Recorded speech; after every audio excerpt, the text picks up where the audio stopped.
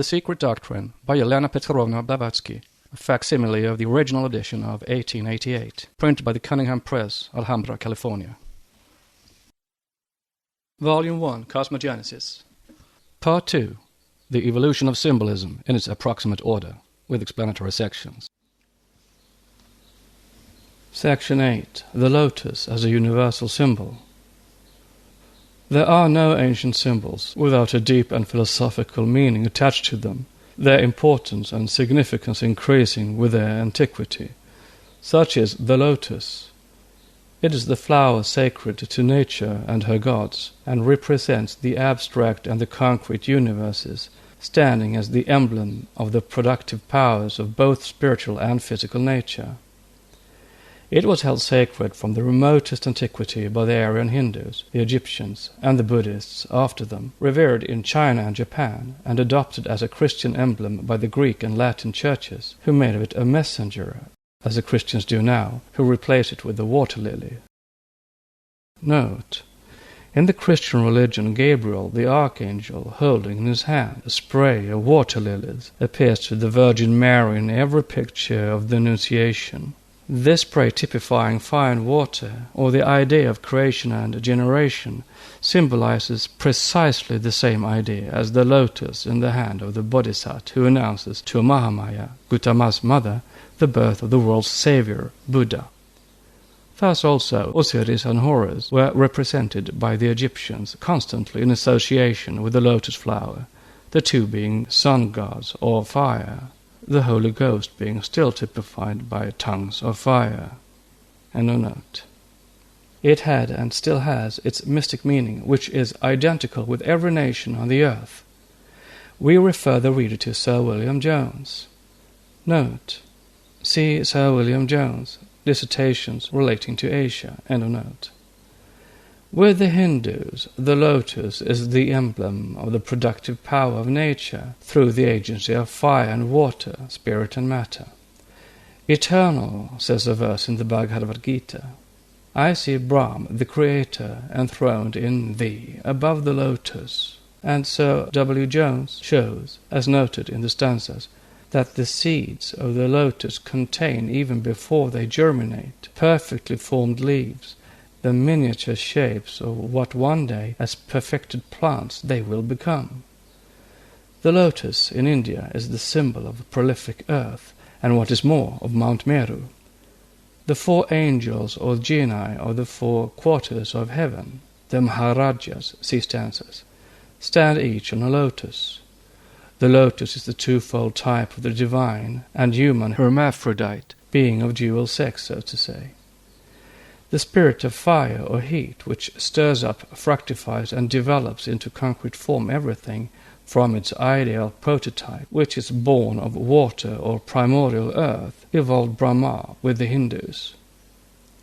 The lotus flower, represented as growing out of Vishnu's navel, that god resting on the waters of space on his serpent of infinity, is the most graphic allegory ever made, the universe evolving from the central sun, the point, the ever-concealed germ.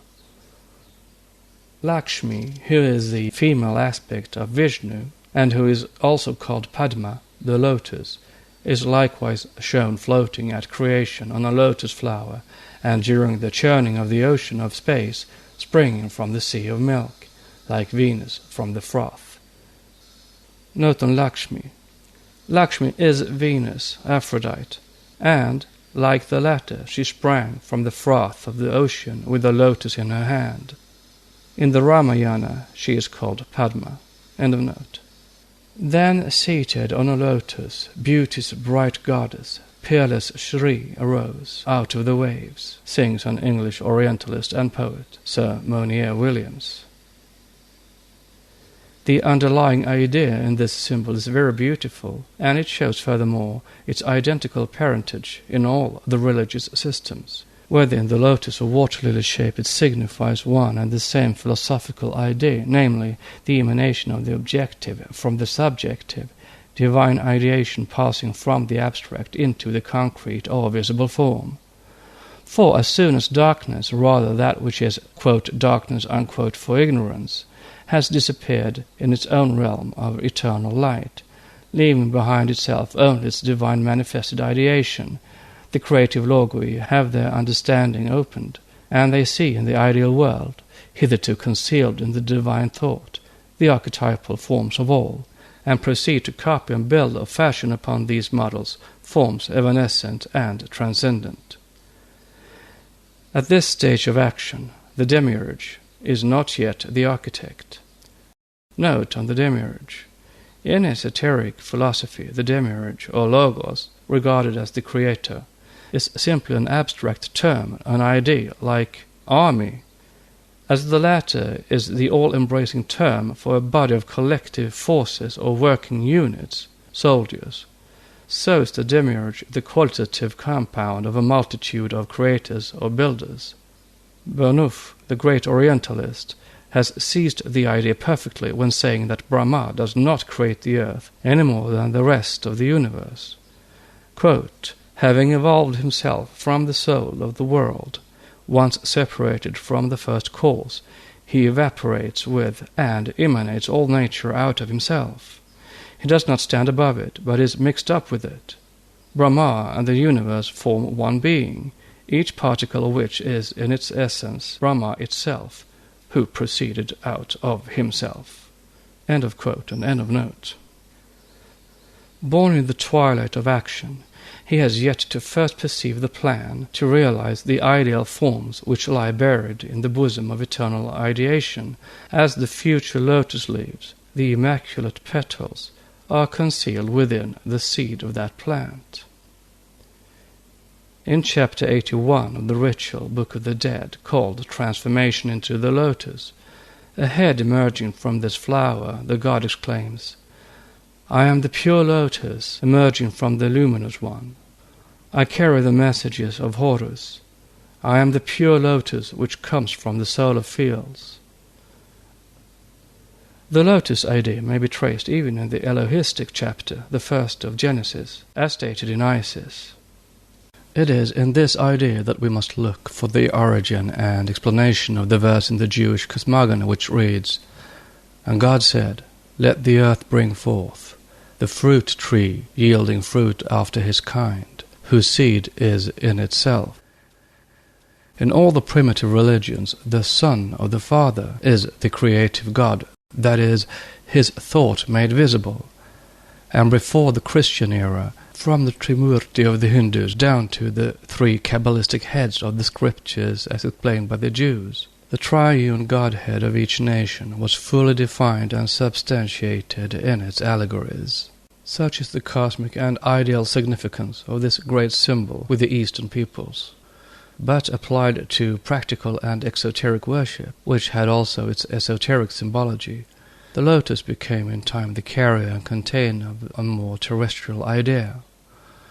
No dogmatic religion has ever escaped the sexual element in it, and to this day it soils the moral beauty of the root idea. The following is quoted from the same Kabbalistic manuscripts already mentioned. Pointing to like signification was the lotus growing in the waters of the Nile. Its mode of growth peculiarly fitted it as a symbol of the generative activities. The flower of the lotus, which is the bearer of the seed for reproduction as the result of its maturing, is connected by its placenta-like attachment with Mother Earth, or the womb of Isis, through the water of the womb, that is, the river Nile, by means of the long cord-like stalk, the umbilicus. Nothing can be plainer than the symbol, and to make it perfect in its intended signification, a child is sometimes represented as seated in or issuing from the flower. Note: in Indian Puranas it is Vishnu the first and Brahma the second logos, or the ideal and practical creators, who are respectively represented, one as manifesting the lotus, the other as issuing from it. End of note. Thus Osiris and Isis, the children of Kronos, or time without end in the development of their nature forces, in this picture become the parents of man under the name Horus. See section 10, Deus Lunus. Quote, "We cannot lay too great stress upon the use of this generative function as a basis for a symbolical language and a scientific art speech. Thought upon the idea leads at once to reflection upon the subject of creative cause. In its workings, nature is observed to have fashioned a wonderful piece of living mechanism governed by an added living soul, the life development and history of which soul, as to its whence, its present, and its whither, surpasses all efforts of the human intellect." Note, not the efforts of the trained psychic faculties of an initiate into Eastern metaphysics and the mysteries of creative nature. It is the profane of the past ages who have degraded the pure ideal of cosmic creation into an emblem of mere human reproduction and sexual functions. It is the esoteric teachings and the initiates of the future whose mission it is and will be to redeem and ennoble once more the primitive conception so sadly profaned by its crude and gross application to exoteric dogmas and personations by theological and ecclesiastical religionists. The silent worship of abstract or noumenal nature, the only divine manifestation, is the one ennobling religion of humanity. End of note. The newborn is an ever-recurring miracle, an evidence that, within the worship of the womb, an intelligent creative power has intervened to fasten a living soul to a physical machine. This amazing wonderfulness of the fact attaches a holy sacredness to all connected with the organs of reproduction, as the dwelling and place of evident constructive intervention of deity." Unquote. This is a correct rendering of the underlying ideas of old, of the purely pantheistic conceptions, impersonal and reverential of the archaic philosophers of the prehistoric ages. Not so, however, when applied to sinful humanity, to the gross ideas attached to personality. Therefore, no pantheistic philosopher would fail to find the remarks that follow the above and which represent the anthropomorphism of Judean symbology, other than dangerous for the sacredness of true religion and fitting only our materialistic age, which is the direct outcome and result of that anthropomorphic character. For this is the keynote to the entire spirit and essence of the Old Testament. Therefore, goes on the manuscripts, treating of the symbolism of art speech of the Bible. Quote, "The locality of the womb is to be taken as the most holy place, the sanctum sanctorum, and the veritable temple of the living God." Note, surely the words of the old initiate into the primitive mysteries of Christianity, "Know ye not, ye are the temple of God," 1 Corinthians letters, chapter 3, verse 16, could not be applied in this sense to men. The meaning may have been, and was so, undeniably in the minds of the Hebrew compilers of the Old Testament.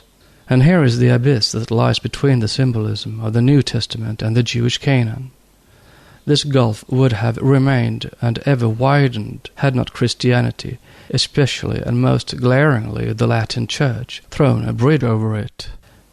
Modern popery has now spanned it entirely by its dogma of the two immaculate conceptions, and the anthropomorphic and at the same time idolatrous character it has conferred upon the mother of its God. End of note. With man, the possession of the woman has always been considered as an essential part of himself, to make one out of the two, and jealously guarded as sacred. Even the part of the ordinary house or home consecrated to the dwelling of the wife was called the penetralia, the secret or sacred, and hence the metaphor of the Holy of Holies, of sacred constructions, taken from the idea of the sacredness of the organs of generation. Carried to the extreme of description by metaphor, this part of the house is described in the sacred books as the, quote, "between the thighs of the house," unquote. And sometimes the idea is carried out constructively in the great door opening of churches, placed inward between flanking buttresses, unquote. Note on the extreme of description. It was so carried only in the Hebrew Bible and its servile copyist, Christian theology. End of note. No such thought, quote, carried to the extreme, unquote, ever existed among the old primitive Aryans. This is proven by the fact that in the Vedic period their women were not placed apart from men in penetralia, or zenanas. Their seclusion began when the Mohammedans, the next heirs to the Hebrew symbolism after Christian ecclesiasticism, had conquered the land and gradually enforced their ways and customs upon the Hindus. The pre- and post-Vedic woman was as free as man, and no impure terrestrial thought was ever mixed with the religious symbology of the early Aryans. The idea and application are purely Semitic. This is corroborated by the writer of the said intensely learned and Kabbalistic revelation himself, when he closes the above-quoted passages by adding, quote, "If to these organs as symbols of creative cosmic agencies the idea of the origin of measures as well as of time periods can be attached, then indeed, in the construction of the temples as dwellings of deity or of Jehovah, that part designated as the Holy of Holies, or the most holy place, should borrow its title from the recognized sacredness of the generative organs, considered as symbols of measures as well as of creative cause. With the ancient wise, there was no name and no idea and no symbol of a first cause." Unquote. Most decidedly not.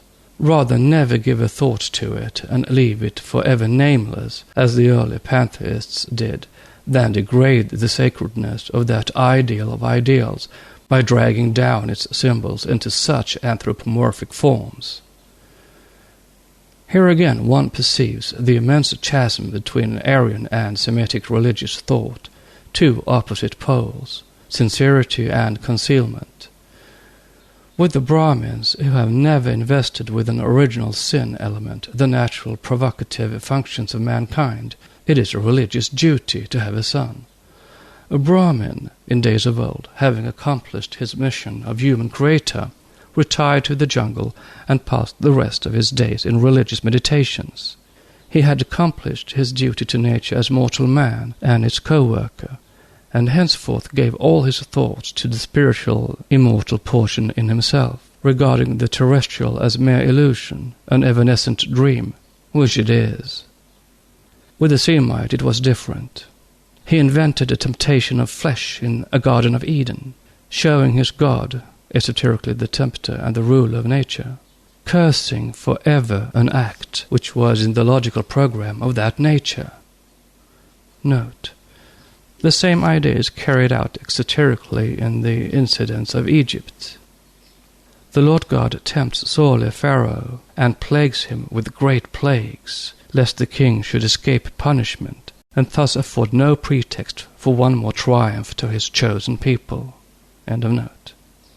All this exoterically, as in the cloak and dead letter of Genesis and the rest, and at the same time esoterically regarded the supposed sin and fall as an act so sacred as to choose the organ, the perpetrator of the original sin, as the fittest and most sacred symbol to represent that God, who is shown as branding its entering into function as disobedience and everlasting sin. Who can ever fathom the paradoxical depths of the Semitic mind?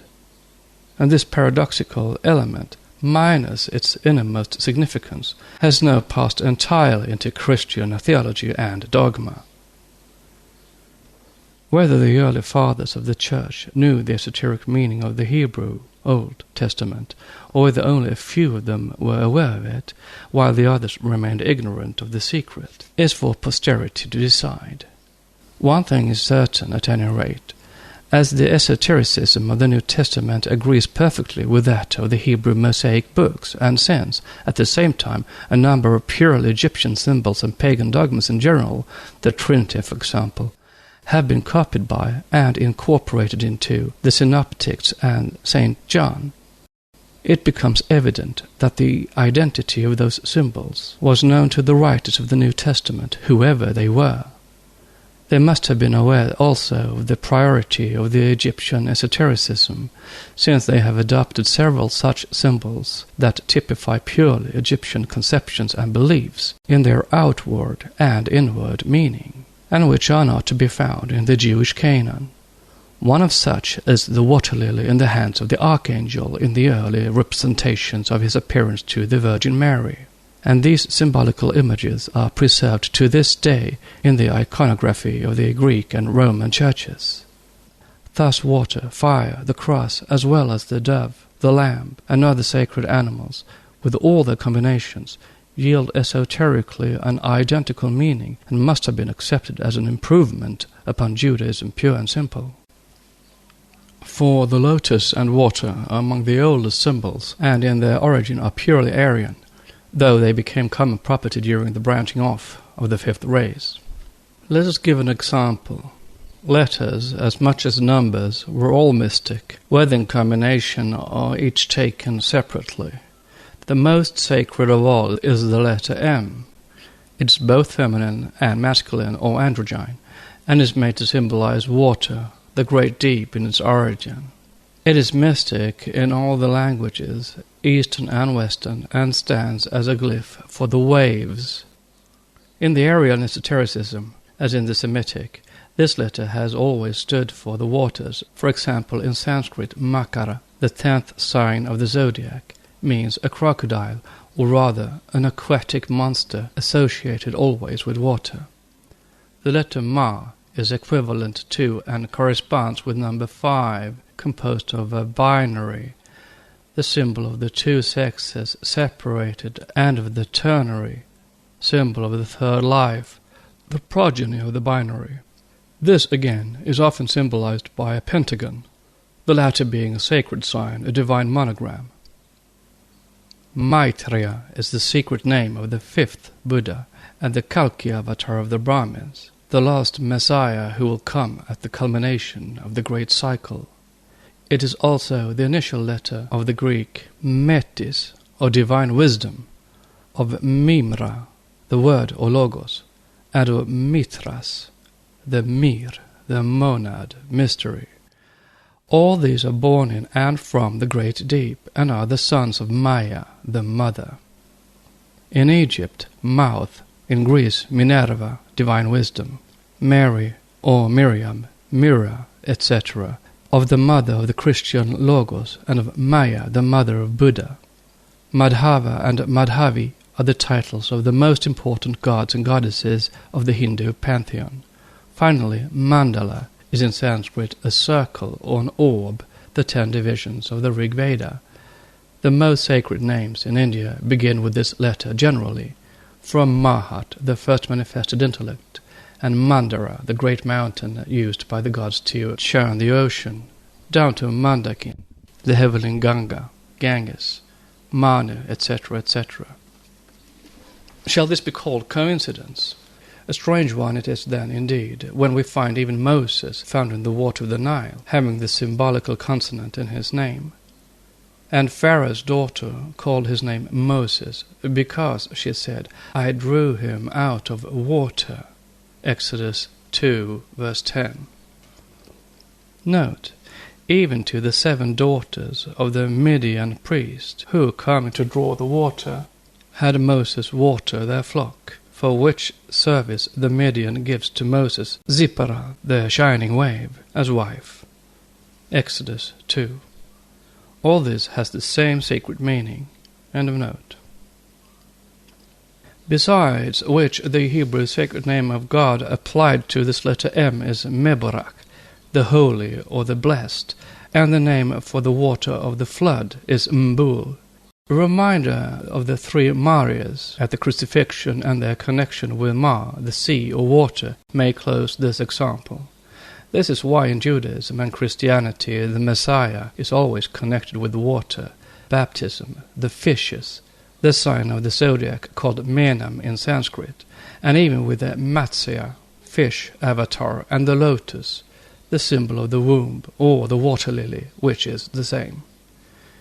In the relics of ancient Egypt, the greater the antiquity of the votive symbols and emblems of the object exhumed, The oftener are the lotus flowers and the water found in connection with the solar gods. The god Khnum, the moist power, water as Thales taught it, being the principle of all things, sits on a throne enshrined in a lotus, Saitic epoch, Serapeum. The god Bes stands on a lotus ready to devour his progeny, same source, Abydos. Tot, the god of mystery and wisdom, the sacred scribe of Amenti, wearing the solar disk as headgear, sits with a bull's head, the sacred bull of Mendes being a form of Tot, and a human body on a full-blown lotus. 4th dynasty. Finally, it is the goddess Hiket, under her shape of a frog, who rests on the lotus, thus showing her connection with water.